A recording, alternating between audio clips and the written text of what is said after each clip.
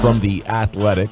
It's Jon Machota here on 105.3 The Fan. He's and in the building! a good afternoon, John. How the heck are you? I'm doing well, guys. Thanks for having me on. Well, it's always good to get you. Now, I saw the team was going to have a practice today, and then they pivoted to more of a walkthrough. What happened there? Yeah, it's pretty disappointing. I thought I'd come out here and watch a little practice, go talk in the locker room. They had locker room availability earlier today, and generally on days when they don't have a practice before, there's not a ton of guys in the locker room, and that was the case. So they're doing just a walkthrough today, and that's we're going to talk to Mike McCarthy here in about a half hour, and I think it's just going to be one of those things where because of them having the game up in Philadelphia, you want to give them a little extra rest before this game on Sunday. So I don't think there's anything more to it than that.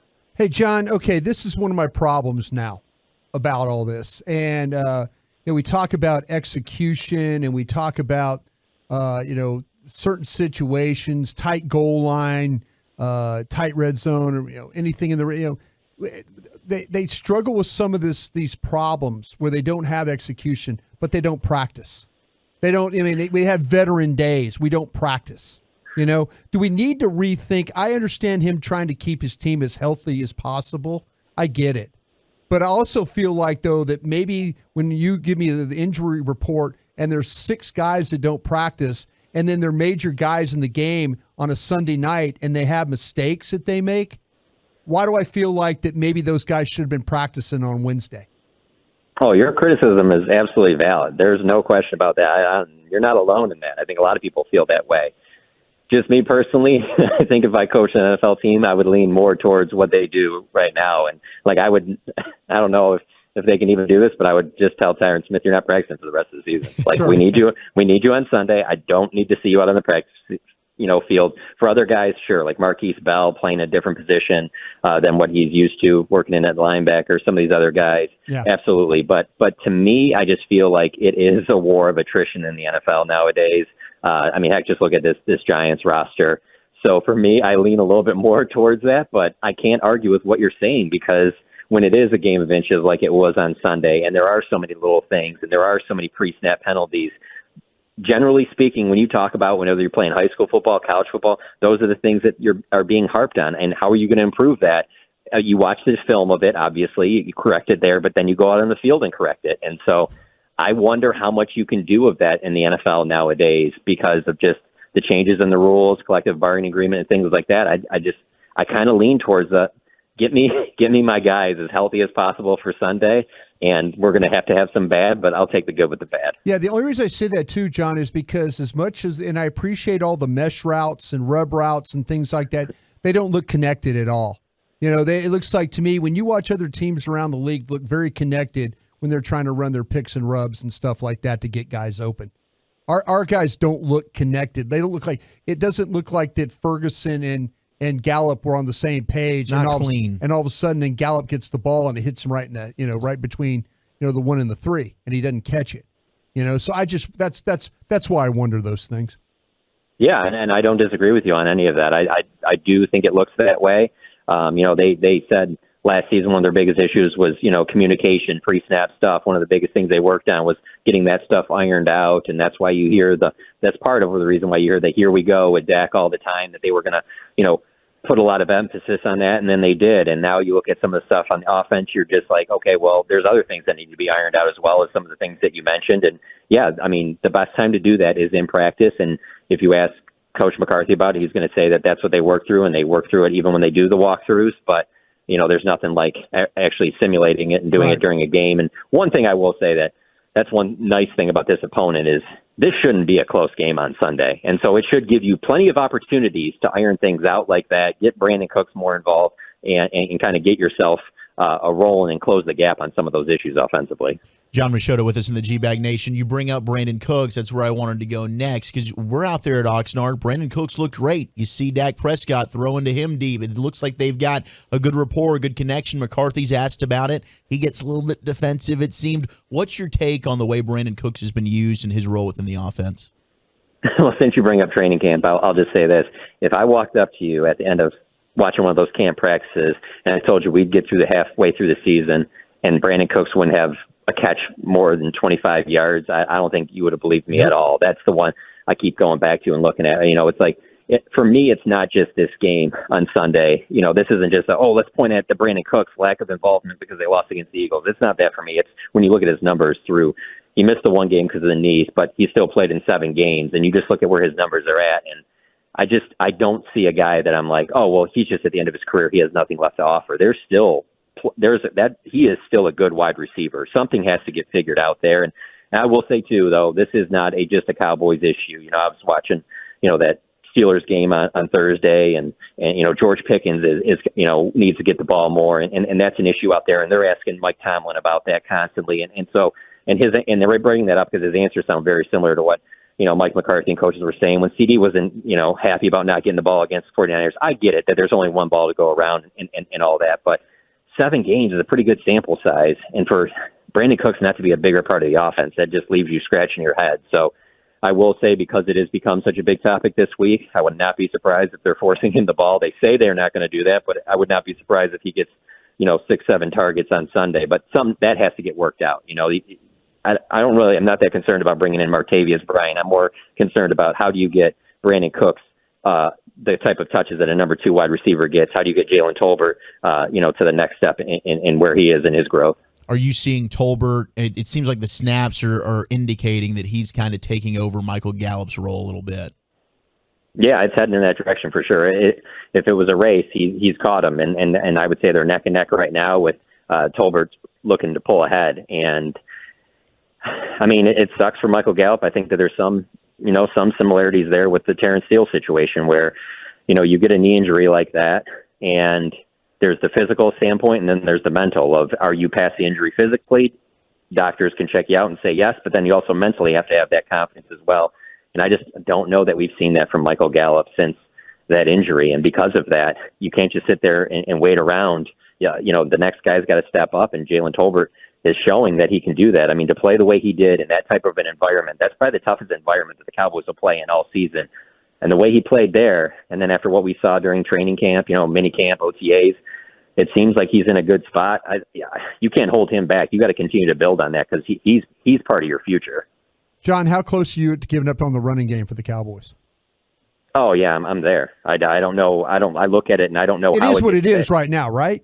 And I mean, it is, and that's why I wanted them to go get the old LSU Leonard Fournette. And people rolled their eyes at that, and I'm like, hey, this is a guy that he's performed in big moments in playoff situations. A guy that, hey, give him some time right now to get caught up in it, and then by January you got him and Pollard.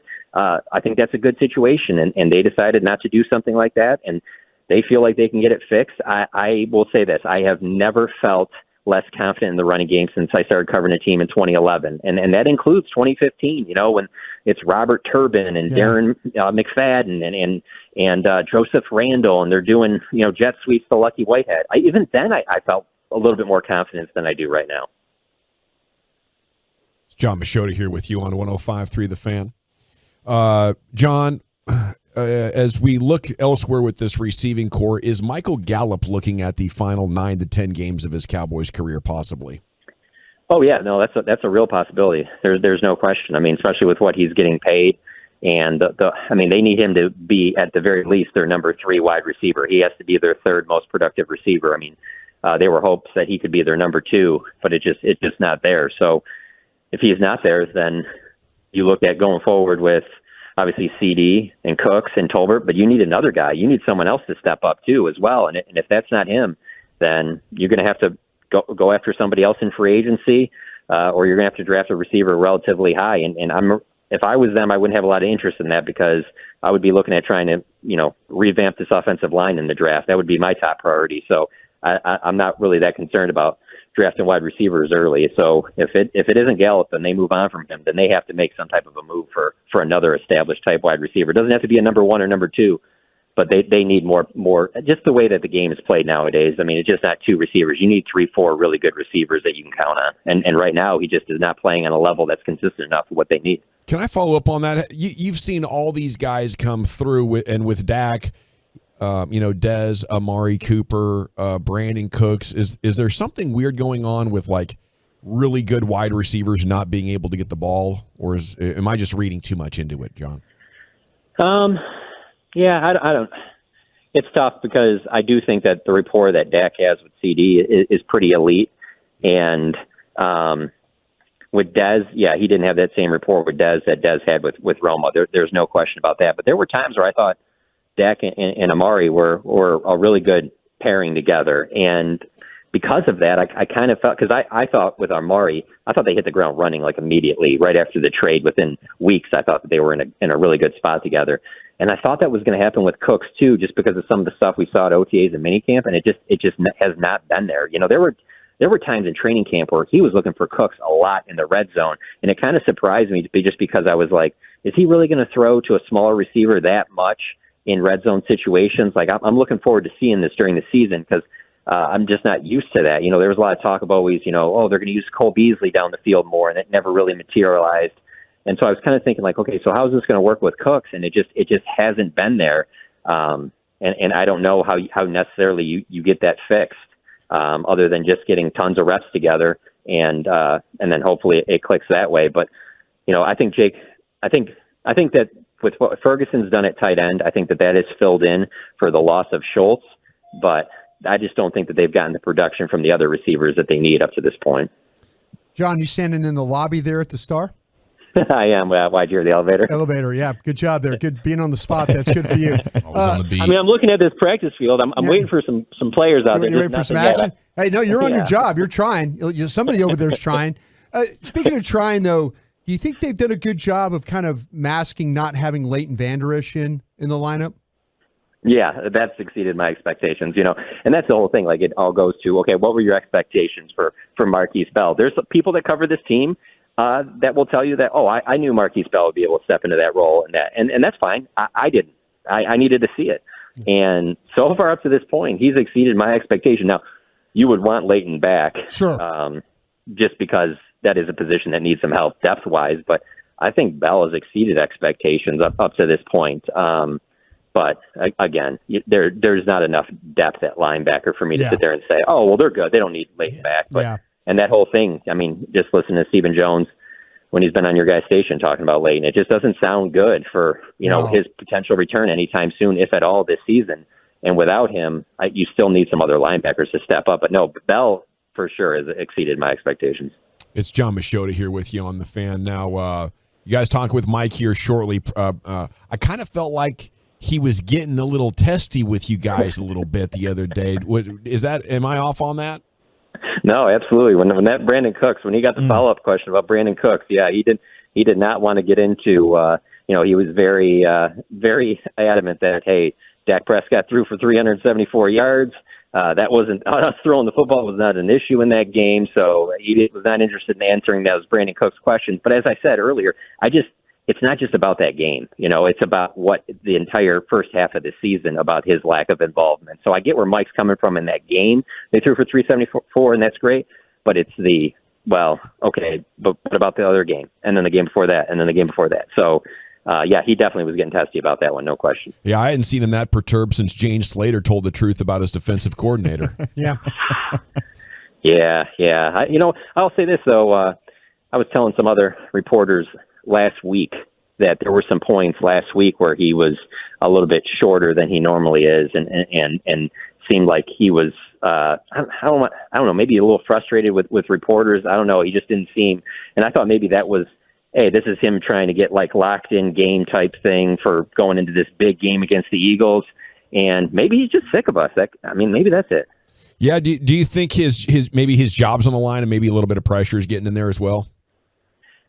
I don't know if the job on the line thing bothers him as much as just, I think media-wise, there's just such a big microscope on everything with the Cowboys. And I think he knew that was going to be the case coming over from Green Bay, but I don't know if he knew exactly how much it was. And when I say, I mean, you know, whether it's Jerry Jones talking, or just how much the Cowboys are talked about nationally, and just every little aspect of what they do, good or bad, is probably, you know, beaten down a little bit more than he was expecting. And I think that probably annoys him a little bit. But I don't think it's really about his job security as much as it is that how much focus is on every little thing, and how much he has to constantly hear about the criticism about every little thing that they do. Yeah, he never got challenged by Pete Doherty from the Press Gazette up there. You know, Calvin Watkins is going to go challenge you a little bit, right?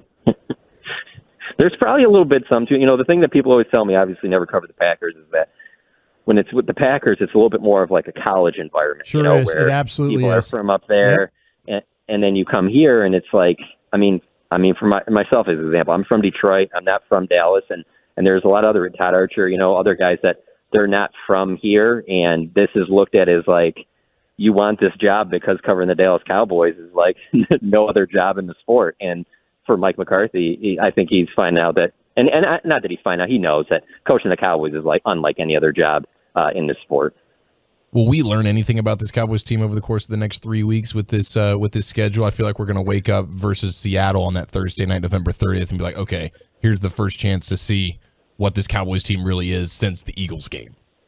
No, you're right about that, but you could definitely learn something if they drop some of these games. Yeah, I mean, this is your time to close that gap with the Eagles, because you look at the next 3 Cowboys games versus the next 3 Eagles games.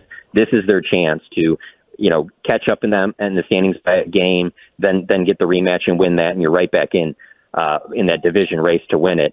But if you drop a couple of these games, or you drop one of these games that you should win, yeah, you'd learn something real fast about this. Maybe this team isn't as good as we think they are, because where they sit right now, I think they're on that same track that they've been the last 2 years. I think this is an 11, 12-win team that it ultimately gets judged by what they do in January. And I think they'll put themselves in a spot to be able to make a run.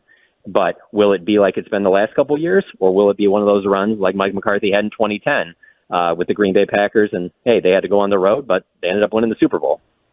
John, you're the man, but you got to do me one favor. Yes, sir. The next time Florida State whoops LSU, get right up in Broadus's face. Hey, get in his face. I would never do that. Brian went to LSU. I'm only a Florida State fan. I would never do that. Brian played for LSU. See, the thing about John, Kinda. I told the story yesterday. John gets it. I told you the story about you yesterday. Like in the last 2 years, you've had bragging rights. Yeah. And you're like, hey man, that we're very fortunate to win that game, you know, and you move on that way. I respect your fandom. I really, really do. I respect your Duke fandom and your Florida State fandom. I really do. You know what's funny about it, Brian, is that those are the teams that I liked when I was a little kid, and there's people that all the time will just call you a front runner and say all this stuff. And what's happened to me now that I'm 41 years of age here on this planet, I just don't care anymore what people think. Like, if they like it, if I like it or not, I don't care. Like, it brings me joy. I don't care if it brings you joy. Yeah. Well, the fact that you got on a 5:30 flight to fly to go watch your Florida State play in badass Pittsburgh, story. You're the man that leads the league in that. You are not afraid to get on a plane and go somewhere to watch your team play. Congratulations. I appreciate that, guys. Thank you.